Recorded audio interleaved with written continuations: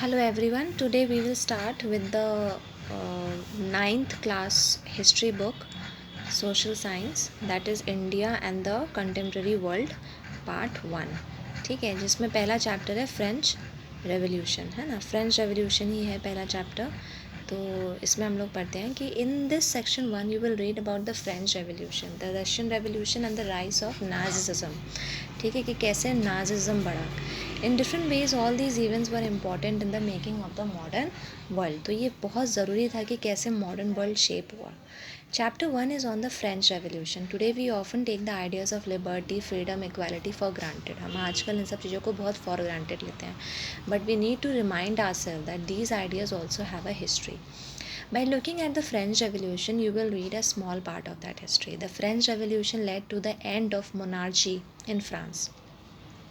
A society which is based on the privileges gave way to a new system of governance. The Declaration of the Rights of the Man during the Revolution announced the coming of a new time. The idea that all the individuals had rights and could claim equality became part of a new language of politics. These notions of equality and freedom emerged as the central ideas of a new urge, but in different countries they were reinterpreted and rethought in so many different ways. The anti colonial movements in India and China, Africa and South America produced ideas that were innovative and original, but they spoke in a language that gained currency only from the late 18th century.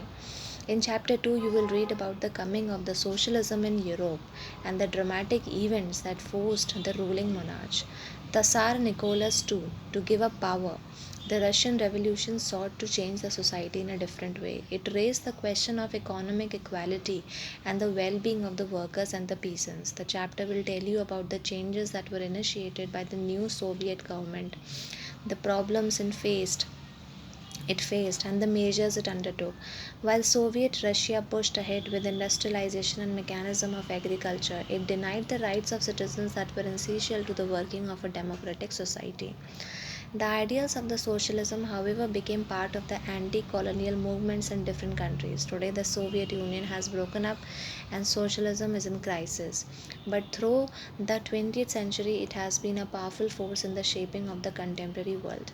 Chapter 3 will take you to the Germany. It will discuss the rise of Hitler and the politics of Nazism.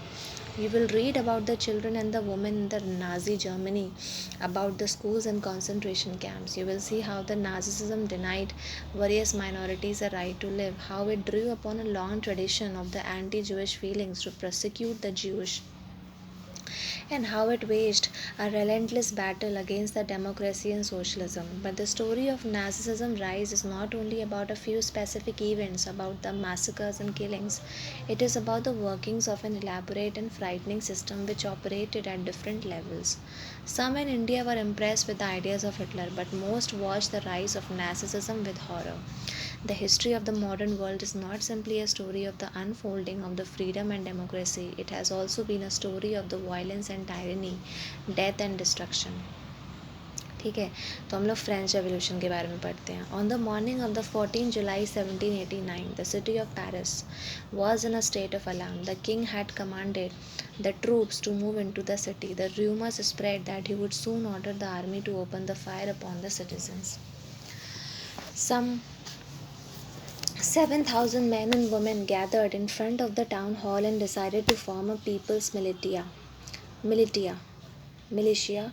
They broke into a number of government buildings in the search of arms. Finally, a group of several hundred people marched towards the eastern part of the city and stormed the fortress prison, the Bastille, where they hoped to find the hoarded ammunition. In the armed fight that followed, the commander of the Bastille was killed and the prisoners released, though there were only 7 of them.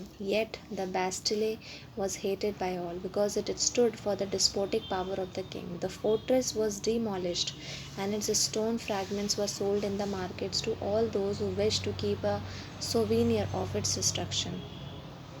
The days that followed saw more rioting both in Paris and the countryside. Most people were protesting against the high price of the bread. Much later, when historians looked back upon this time, they saw it as the beginning of a chain of events that ultimately led to the execution of the king in France. Though most people at that time did not anticipate this outcome. How and why did this happen? the French society during the late 18th century. The In 1774, Louis XVI of the Bourbon family of the kings ascended the throne of France. He was 20 years old and married to the Austrian Princess Marie Antoinette. Upon his accession, the new king found an empty treasury. Long years of war had drained the financial resource of the France. Added to this was the cost of maintaining an extravagant court at the immense palace of Versailles. Under Louis XVI, France helped the 13 American colonies to gain their independence from the common enemy Britain. The war added more than a billion livres to a debt that had already risen to more than 2 billion livres. ठीक है, livery क्या होता है? Livery unit of currency थी in France which discontinued in 1794. Lenders who gave the state credit now began to charge 10% interest on the loans, so the French government was obliged to spend an increasing percentage of its budget on the interest payments alone. To meet its regular expenses, such as the cost of maintaining army, court, running government offices or universities, the state was forced to increase the taxes. Yet even this measure would not have sufficed. French society in the 18th century was divided into three estates, and only members of the third estate paid taxes. The Society of the Estates was part of the feudal system that dated back to the Middle Ages. The term old regime is especially used to describe the society and institutions of the France before 1789. Figure 2 shows how the system of the estates in the French society was organized. है ना, कैसे French society organise थी? देखो, पहला state क्या था? Clergy का. Second state था नोबिलिटी का. और थर्ड स्टेट था big businessman, merchants, courts officials, lawyers etcetera, peasants and artisans, small peasants, landless, labour and servants. तो होता क्या था कि जो थर्ड स्टेट था वही सिर्फ टैक्सेस पे करता था. क्लर्गी और नोबिलिटी टैक्सेस पे नहीं करते थे. ठीक है, तो यही जो है, this is how the system of states in the French society was organised. It was a society of states. ठीक है, और थर्ड स्टेट्स में यहाँ देखो कुछ रिच और पुअर लोग भी थे. ठीक है, जो कि मैंने अभी बताया. Peasants made up about 90% of the population. However, only a small number of them owned the land they cultivated. About 60% of the land was owned by the nobles, church, and rich members of the third estate. The members of the first two estates, that is, the clergy and the nobility, enjoyed certain privileges by the birth. The most important of these was the exemption from paying the taxes to the state. The nobles further enjoyed feudal privileges. These included the feudal dues which they extracted from the peasants. The peasants were obliged to render services to the lord, to work in his house and fields, to serve in the army or to participate in the building roads. अब ये clergy क्या है? Clergy is a group of people that are invested with the special functions of the church. The church too extracted its share of taxes called the tithes, TITHES, from the peasants. And finally all the members of the third estate had to pay taxes to the state. ठीक है, क्योंकि third state में देखो कौन थे? Third state जो था, जो सबसे लोअर स्टेट था, उसमें तीन तरह के लोग थे. पहला big businessman, merchants, courts officials, lawyers. Peasants and artisans दूसरी. और थर्ड कौन सा था? Small peasants, landless, labour and servants. ये तीन सब कैटेगरीज थी within the third category of third state. तो चर्च भी अपना मतलब लेते थे tithes. Tithes is a tax which is levied by the church comprising 1/10 of the agriculture produce. तो ये भी अपना पीजेंट से ले लेते थे. तो these included a direct tax called the taille, TAILLE, and a number of indirect taxes which were levied on the articles of everyday consumption like salt or tobacco. The burden of financing activities of the state through the taxes was borne by the third estate alone. तो तीसरा state जो था वो ये सारे expenses पे करता था. How? In the form of taxes. चाहे इनडायरेक्ट टैक्सेस हो, टेली हो, टिथीज हो, लिवरी हो, सॉल्ट और टोबैको हो, है ना, फिर एक्स्ट्रा काम भी करना है, वो सब करना है. तो ये सारा जो था वो थर्ड स्टेट खुद ही अकेले काम करता था. टेली क्या होता है? Taille, TAILLE, it is a tax to be paid directly to the state. ठीक है. अब देखो वो जो लोग थे, they use to bring everything, the grain, fruit, money, salad. The fat lord sits there ready to accept it all. He does not even care to grace him with a look. ठीक है. The noble man is the spider, the peasant the fly, and the more the devil has, the more he wants. The spider and the fly, an anonymous etching. The struggle to survive, है ना.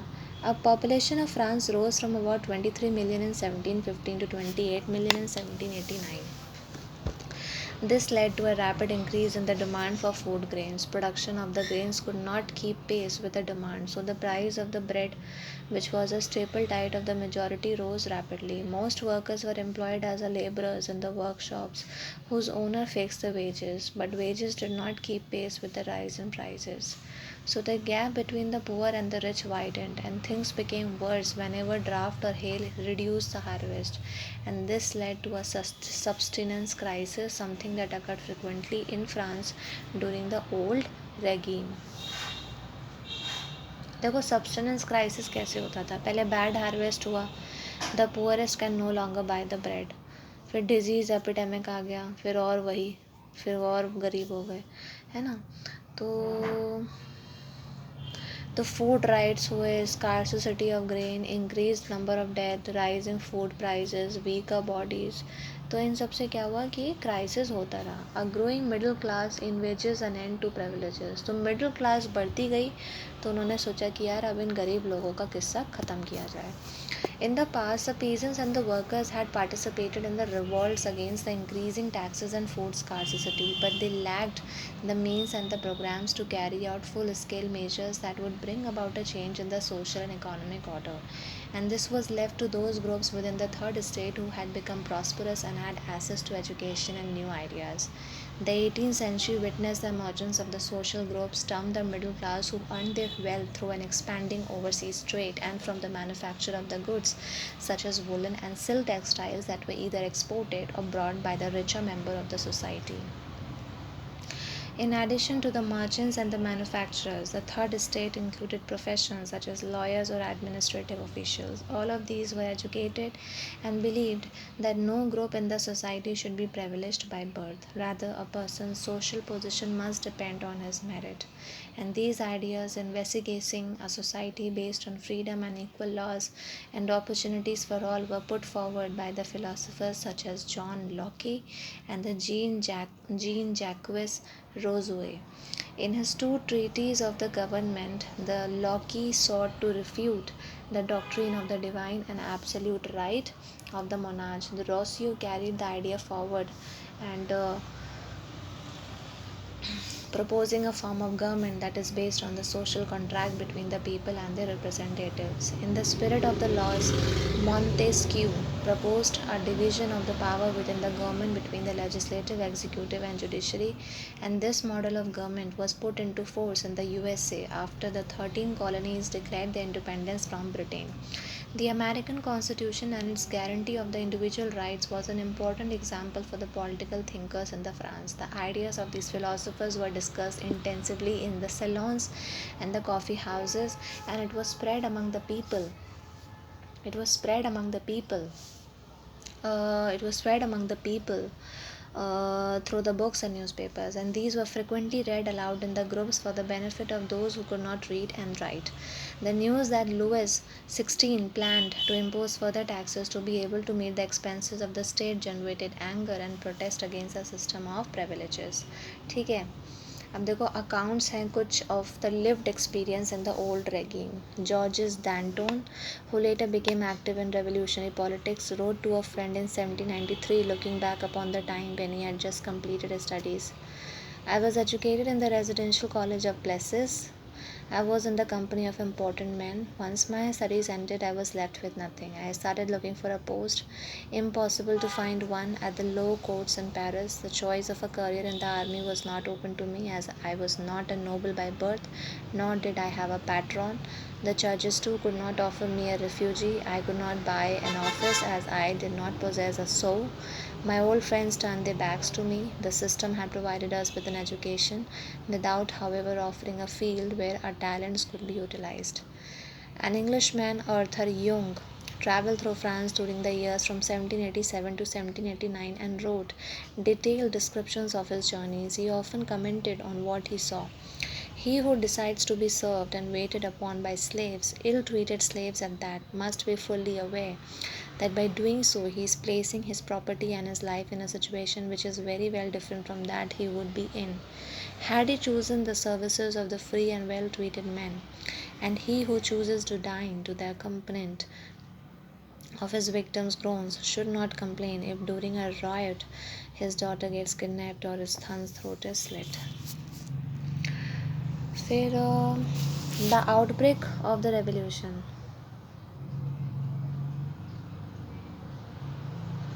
ठीक है, outbreak of the revolution. Louis XVI had to increase the taxes for reasons you have learned in the previous section. The outbreak here of the revolution. How do you think he could have gone about doing this? In France of the old regime, the monarch did not have the power to impose taxes according to his will alone.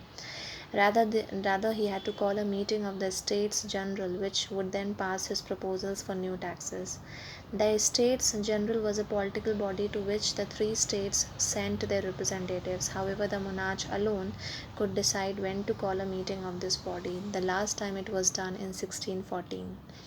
On 5th May 1789, Louis XVI called together an assembly of the States General to pass proposals for the new taxes. A resplendent hall in Versailles was prepared to host the delegates. The first and second estates sent 300 representatives each, who were seated in the rows facing each other on the two sides, while the 600 members of the third estate had to stand at the back, and the third estate was represented by its more prosperous and educated members, peasants, artisans, women. They were denied entry to the assembly. However, their grievances and the demands were listed in some 40,000 letters which the representatives had brought with them. Voting in the general estates in the past had been conducted according to the principle that each estate had one vote, and this time too Louis XVI was determined to continue the same practice. But the members of the third estate demanded that voting now be conducted by the assembly as a whole, where each member would have one vote. And this was one of the democratic principles put forward by the philosophers like Rousseau in his book The Social Contract. When the king rejected this proposal, members of the third estate walked out of the assembly in protest.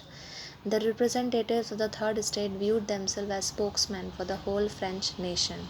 On 20th June, they assembled in the hall of an indoor tennis court in the ground of Versailles.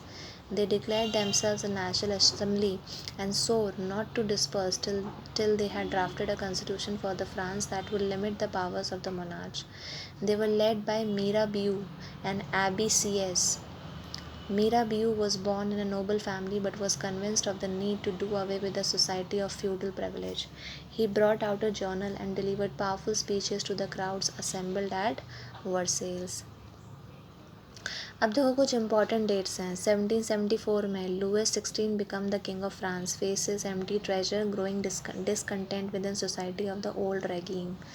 1789 Convocation of Estate General. Third estate forms National Assembly. The Bastille is stormed and peasants revolts in the countryside. 1791 A constitution is framed to limit the powers of the king and to guarantee basic rights to all the human beings. 1792-93 France becomes a republic. The king is beheaded. Overthrow of the Jacobin Republic. A directory rules France. 1804 Napoleon becomes emperor of the France and annexes large part of Europe. 1815 Napoleon defeated at Waterloo. ठीक है, फिर देखो ये tennis court oath हुई थी, ठीक है. And Abbé CS, originally a priest, wrote an influential pamphlet called What is the Third Estate?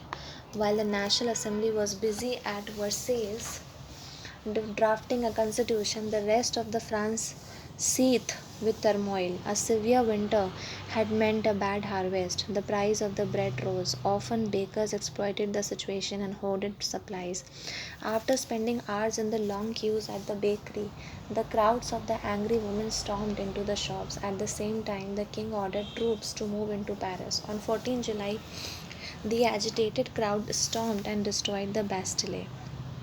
In the countryside, the rumors spread from village to village that the lords of the manor, Menor, had hired bands of brigands who were on their way to destroy the ripe crops. Caught in a frenzy of fear, peasants in the several districts seized hoes and pitchforks and attacked Chatuaks, Chateuaux. They looted hoarded grains and burned down documents containing the records of the manorial dues. A large number of nobles fled from their homes, many of them migrating to neighboring countries. Faced with the power of his revolting subjects, Louis XVI finally accorded recognition to the National Assembly and accepted the principle that his powers would from now on be checked by a constitution. On the night of 4th August 1789, the Assembly passed a decree abolishing the feudal systems of obligation and taxes. The members of the clergy too were forced to give up their privileges. The titles, the tithes, TITHES, जो कि tax था, were abolished and the lands owned by the church were confiscated. As a result, the government acquired assets worth at least 2 billion livres. Livres मतलब French currency.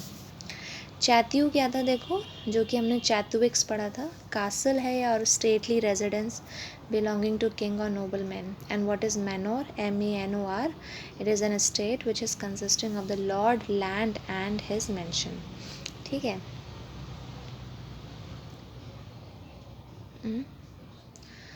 फिर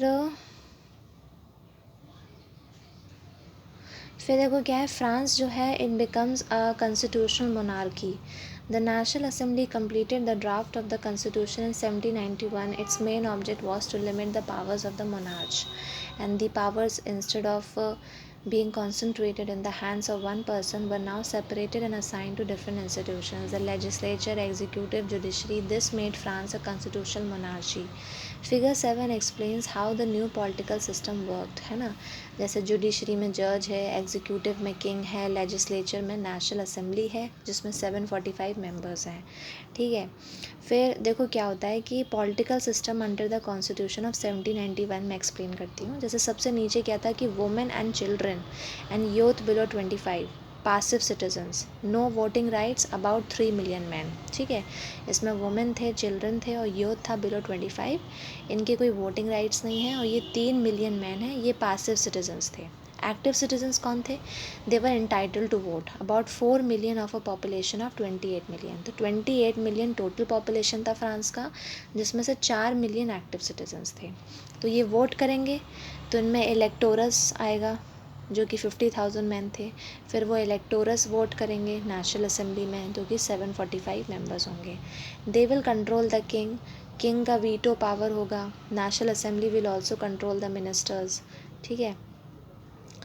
तो हाँ, और फिर ये एक्टिव सिटीजन्स वोट करेंगे जिससे जज बनेगा और जज से जुडिशरी होगी. ठीक है. तो इस तरीके से पॉलिटिकल सिस्टम था under the constitution of 1791. Constitution of 1791 vested the power to make the laws in the National Assembly, which was indirectly elected. ठीक है. That is, citizens voted for a group of electors who in turn chose the assembly.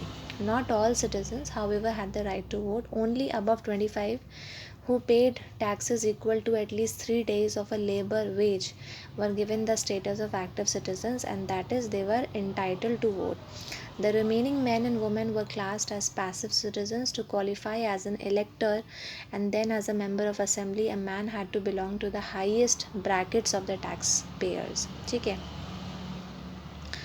The Declaration of the Rights of the Man and Citizen, painted by the artist Le Barbier in 1790. Declaration of the Rights of Man and Citizen क्या है देखो. Men are born. ठीक है. Men are born. The Men are born and remain free and equal in rights. The aim of every political association is the preservation of the natural and inalienable rights of men. These are liberty, property, security, and resistance to oppression. The sources of all sovereignty resides in the nation. No group or individual may exercise authority that does not come from the people. Liberty consists of the powers to do whatever is not injurious to others. The law has the right to forbid only the actions that are injurious to society. Law is the expression of the general will. All citizens have the right to participate in its formation personally or through their representatives. All citizens are equal before it. No man may be accused, arrested, or detained except in the cases determined by the law. Every citizen may speak, write, and print freely. He must take responsibility for the abuse of such liberty in the cases determined by the law. For the maintenance of the public forces and for the expenses of the administration, a common tax is indispensable. It must be assessed equally on all the citizens in proportion to their means. Since property is a sacred and inviolable right, no one may be deprived of it unless a legally established public necessity requires it. In that case, a just compensation must be given in advance. ठीक है. Constitution began with the declaration of the rights of the man and citizen. Rights such as the right to life, freedom of speech, and the freedom of opinion, equality before the law were established as natural and inalienable rights, that is, they belong to each human being by birth and could not be taken away. It was the duty of the state to protect each citizen's natural right.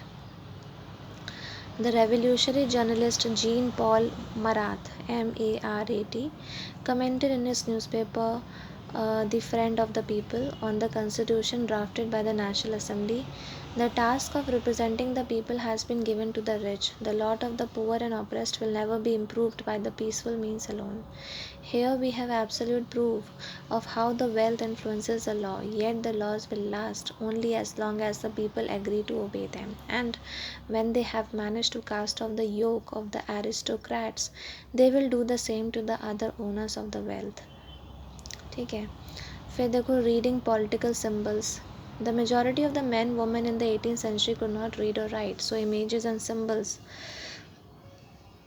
were frequently used instead of printed words to communicate important ideas. The painting by Lee Barbier uses many such symbols to convey the content of the Declaration of the Rights. Let us try to read these symbols. The broken chain. Chains were used to fetter slaves. A broken chain stands for the act of becoming free. The bundle of the rods or the faces. One rod can be easily broken, but not an entire bundle. Strength lies in unity. The eye within a triangle radiating light. The all seeing eye stands for knowledge. The rays of the sun will drive away the clouds of ignorance. The scepter, SCEPTRE, the symbol of royal power. The snake biting its tail to form a ring, the symbol of eternity. A ring has neither beginning nor end. The red Phrygian cap, cap which is worn by a slave upon becoming free. Blue, white, red, the national colors of the France. The winged woman, the personification of the law. The law tablet, the law is the same for all and all are equal before it. है ना. फिर देखो क्या है. France abolishes monarchy and becomes a republic. The situation in the France continued to be tense during the following years. Although Louis XVI had signed the constitution, he entered into secret negotiations with the king of Prussia. The rulers of the other neighboring countries too were worried about the developments in the France and made plans to send the troops to put down the events that had been taking place there since the summer of 1789. Before this could happen, the National Assembly voted in April 1792 to declare the war against Prussia and Austria. The thousands of the volunteers thronged from the provinces to join the army. They saw this as a war of the people against the kings and aristocracies all over Europe. Among the patriotic songs they sang was the Marseillaise, composed by the poet Roget de Lacy. Isle. It was sung for the first time by the volunteers from Marseilles as they marched into Paris and so got its name. The Marseillaise, Marseillaise, is now the national anthem of France. The revolutionary wars brought losses and economic difficulties to the people. While the men were away from fighting at the front, women were left to cope with the task of earning a living and looking after their families. Large sections of the population were convinced that the revolution had to be carried further as the Constitution of 1791 gave political rights only to the richer sections of society. The political clubs became an important rallying point for the people who wished to discuss government policies and plan their own forms of action. The most successful of these clubs was that of the Jacobins, which got its name from the former convent of the Saint Jacob in Paris. Women, too, who had been active throughout this period, formed their own clubs. Section 4 of this chapter will tell you more about their activities and demands.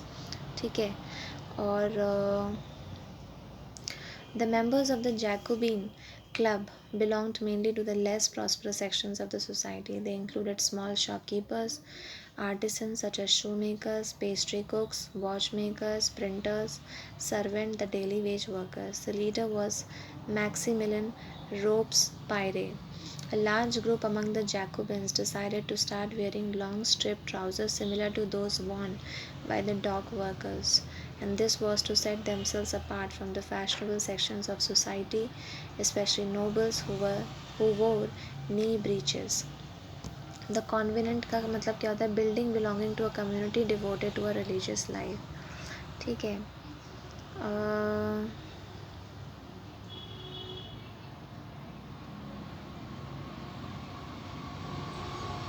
Female indicating idea of freedom.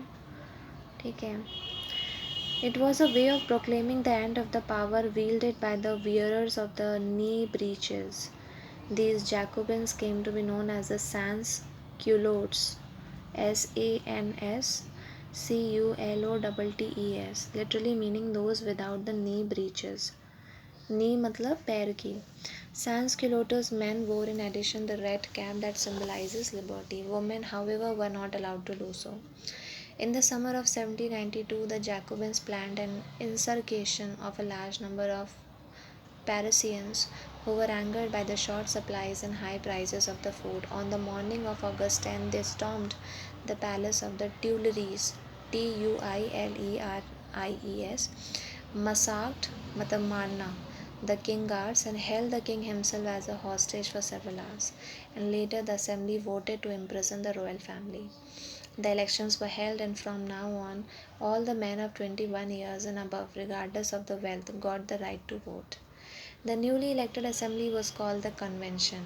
On 21st September 1792, it abolished the monarchy and declared France a republic. As you know, a republic is a form of government where the public elect the government, including the head of the government, and there is no hereditary monarchy. You can try and find out some other countries that are republics and investigate when and how they became so. Louis XVI was sentenced to death by a court on the charge of treason, and on 21st January 1793, he was executed publicly at the place de la Concorde, and the Queen Maria Antoinette met with the same fate shortly after. Treason क्या होता है? Betrayal of one's country or the government. फिर आता है reign of terror.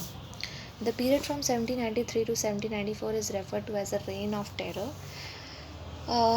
Robespierre followed a policy of severe control and punishment. All those whom he saw as being enemies of the Republic, the ex-nobles and the clergy, members of other political parties, even the members of his own party who did not agree with his methods, they were arrested, they were imprisoned, and then they were tried by revolutionary tribunal. If the court found them guilty, they were guillotined. Guillotined मतलब गर्दन